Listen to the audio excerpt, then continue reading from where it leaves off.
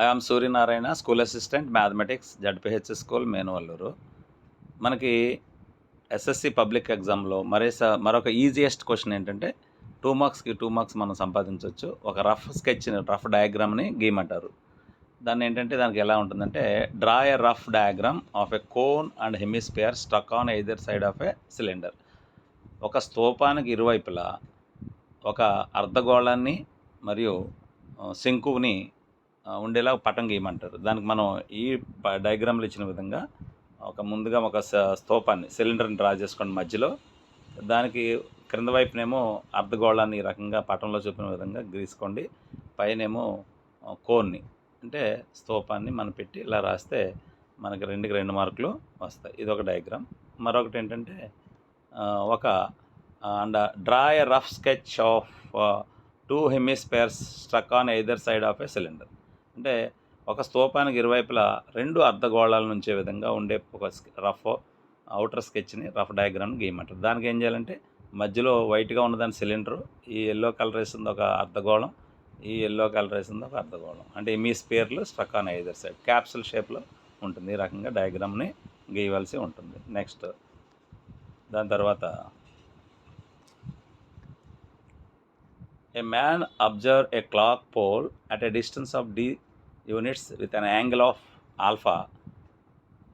Showing this is an outline figure. ఒక మనిషి ఒక గడియార స్తంభాన్ని d సెంటీమీటర్లు ఆర్ d మీటర్ల దూరం నుండి ఒక ఊర్ధ్వకోణంలో ఆల్ఫా కోణంలో పరిశీలిస్తున్నాడు శిఖరాన్ని, గడియార స్తంభ శిఖరాన్ని. దాన్ని ఒక పటం రూపంలో గీయమంటే ఈ రకంగా మనం ఒక గడియార స్తంభాన్ని వేసుకుని దాన్ని దాని ఒక రైట్ యాంగిల్ ట్రయాంగిల్ ఫామ్లో ఉండేలా మనం ఇలా గీయాలి. ఈ స్తంభం నుండి మనిషి అబ్జర్వర్కి, పరిశీలకుడికి ఉండే దూరం d యూనిట్లు, అతడు ఆ శిఖరాన్ని చూసే కోణం యాంగిల్ ఆల్ఫా వేసుకుని ఈ రకమైన రఫ్ స్కెచ్ గీసుకుని మనం చేస్తాం. నెక్స్ట్ది, a ladder 25 metre long reaches a wall of the building 20 metre above the ground.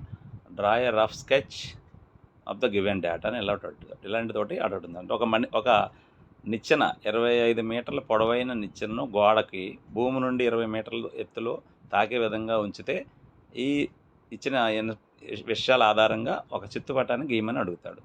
దీనికి ఏం చేస్తామంటే, ఇలా మనం ఎప్పుడైతే గోడ అన్నారో దాని లంబంగా పర్పెండిక్యులర్ ఒక లైన్ గీసుకుని భూమి నుండి 20 మీటర్ పైన నిచ్చెన తాగుతుంది. ఇది నిచ్చెన అనమాట. నిచ్చెన యొక్క లెంత్ 25 మీటరు.